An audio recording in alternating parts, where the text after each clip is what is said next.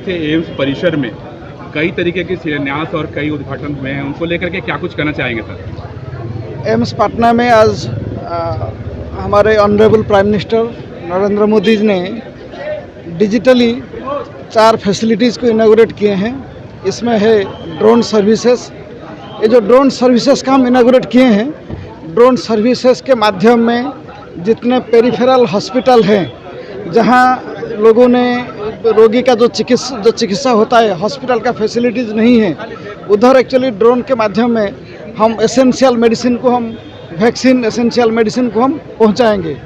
और जब बाढ़ हो जाता है, बाढ़ के टाइम में जब लोगों ने एक्चुअली वो हॉस्पिटल फैसिलिटीज़ को अवेल नहीं कर पाते हैं, उनके लिए भी हम ड्रोन सर्विसेज का इस्तेमाल करेंगे। ये आज प्रधानमंत्री ने इनागोरेट किए हैं, इसको हम लॉन्च किए हैं। और दूसरा है किडनी ट्रांसप्लांट। ये एक्चुअली एक बहुत बेहतरीन फैसिलिटी है सारा बिहार के लिए। ये खाली बिहार नहीं, ये तो पूरा ईस्टर्न इंडिया के लिए। हमारा किडनी ट्रांसप्लांटेशन यूनिट आज इनागोरेशन हुआ है और बहुत जल्दी ये हमारा उम्मीद है कि हम नवंबर में इसको शुरू कर देंगे। नवंबर में हमारा फर्स्ट किडनी ट्रांसप्लांट हो जाएगा। और तीसरा है हेला हाई एनर्जी लीनियर एक्सीलरेटर। ये एक्चुअली हमारा फंक्शनल हो चुका है, इसका इनागोरेशन नहीं हुआ था, इसको हम इनागोरेट किए हैं। ये एक्चुअली बहुत हाई एंड इक्विपमेंट है। ये एक्चुअली इसमें जो रेडिएशन देते हैं कैंसर पेशेंट को, ये एक्चुअली 27.5 करोड़ का है। ये बहुत एक्चुअली मैंने हाई एंड इक्विपमेंट में है, इसको हम इनागोरेट किए हैं। और उसके साथ भी हमारा ये है 12 बेड का निकू न्योनाटल इंटेंसिव केयर यूनिट, इसको भी हम इनागोरेट किए हैं। हमारा निकू था एक्चुअली, लेकिन इतना एडवांस नहीं था। हमारा एक्चुअली 30 बेड निकू का प्लान हुआ है। इसमें से हम 12 बेड निकू अब इनागोरेट किए हैं फर्स्ट फेज़ में, और सेकेंड फेज़ में 2-3 महीने में जनवरी फरवरी तक हमारा सेकेंड फेज़, और बाकी 18 बेड निकू जो एक्सपांसन होके इनागोरेट हो जाएगा। इसी के लिए मैं हमारे केंद्र स्वास्थ्य मंत्री JP नड्डा जी को एक्चुअली हमारा एम्स पटना फैमिली तरफ से ग्रैटिट्यूड में ज्ञापन करता हूं, और मैं सबको धन्यवाद देता हूं। एक सवाल यह है कि इमरजेंसी जो डिपार्टमेंट इमरजेंसी विभाग में एम्स पटना में सीट नहीं मिल पाता है जल्दी पेशेंट को, उसके लिए क्या? नहीं, इसके लिए हम एक्चुअली इमरजेंसी हॉस्पिटल हम बना रहे हैं। इसके लिए हमारा SFC अप्रूवल हो चुका है। वो SFC अप्रूवल बहुत जल्दी हम इम्प्लीमेंट करेंगे। एक सेपरेट इमरजेंसी हॉस्पिटल बनेगा, जहाँ एक्चुअली 60 बेड ICU यूनिट होगा और 40 बेड जनरल हाई एंड भी बेड होगा। ये बहुत जल्दी होगा, ये 1 साल में ये भी हो जाएगा। सर आज डिपार्टमेंट जो है आयुष बिल्डिंग है, इसमें आयुर्वेदा यूनिट बहुत डेवलप्ड है एक्चुअली। हमारे 3 आयुर्वेदा मेडिकल ऑफिसर हैं। हमारा आयुर्वेदा यूनिट में आप बहुत सारे रोगी आते हैं, उनके लिए आयुर्वेदा मेडिसिन भी हम फ्री में देते हैं। और ये जो आज का जो आयुर्वेदा जो दिवस है, धन्वंतरि का दिवस है, ये आयुर्वेदा धन्वंतरि तो सिर्फ आयुर्वेदा नहीं, तो सब जो मैंने मेडिकल का ये भगवान है, तो वो आयुर्वेदा हम इसको मैंने एक्सपांड करके रिसर्च और पेशेंट मैनेजमेंट में कैसे बेटर करेंगे, इसके लिए हम काम करेंगे। Thank you.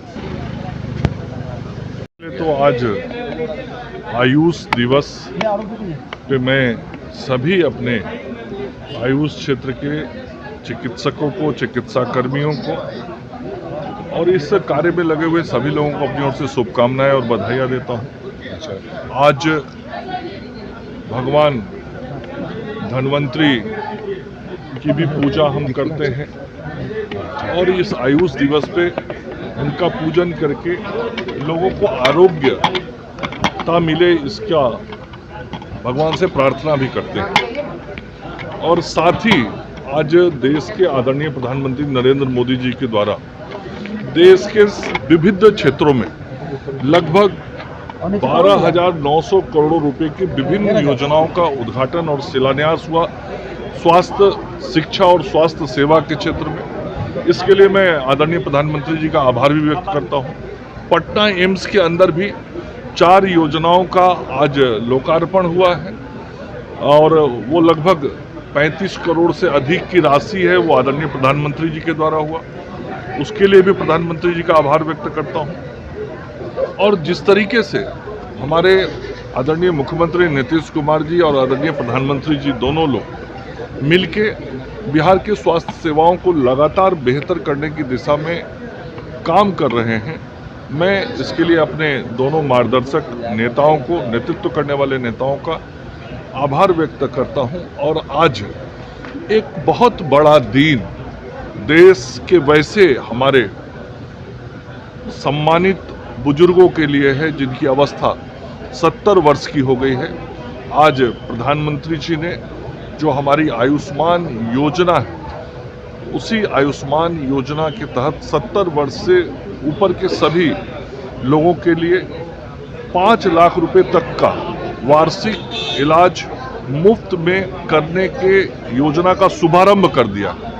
और आज यहाँ पटना एम्स के इस ऑडिटोरियम में सांकेतिक रूप से हम लोगों ने भी बिहार के कई लोगों को जिनकी अवस्था 70 की या उससे अधिक की हो गई थी, उनको ये योजना का कार्ड हमने दिया है। और बिहार में लगभग 50 लाख ऐसे लोग हैं जिनकी उम्र 70 से अधिक हो गई है। वैसे सभी लोगों को इस योजना का लाभ मिलेगा। मतलब आज पूरे देश में लगभग 6 करोड़ और बिहार में 50 लाख ऐसे वरिष्ठ नागरिक जिनकी अवस्था 70 की हो गई है, उनको अब जीने का एक नया आधार मिला है और स्वास्थ्य सेवा उनको बेहतर तरीके से मिले, उसकी एक नई सोच और नया कार्ड उनको आज मिला है। बिहार सरकार ने जमीन की भी बात आपने कही है कि 27 एकड़ जमीन। आदरणीय मुख्यमंत्री श्री नीतीश कुमार जी ने पटना एम्स के लिए 27 एकड़ जमीन देने की बात कही। आज मैंने निदेशक महोदय को, पाल साहब को और सार्वजनिक रूप से मन से भी कहा कि 2025 में वो जमीन हम पटना एम्स को उपलब्ध करा देंगे। आप सब लोग को मालूम होगा कि दरभंगा में भी एक दूसरा एम्स बन रहा है और उसके लिए जो जमीन उपलब्ध कराना था वो 189 एकड़ जमीन, 189 एकड़ जमीन हमने एम्स दरभंगा के निदेशक को उपलब्ध करा दिया, भारत की सरकार को दे दिया है। और बहुत शीघ्र बिहार में दूसरा एम्स जो दरभंगा में बनने वाला है, उसका कार्यारंभ आदरणीय प्रधानमंत्री जी के द्वारा माननीय मुख्यमंत्री जी की उपस्थिति में होगा। चले, हो गया सर।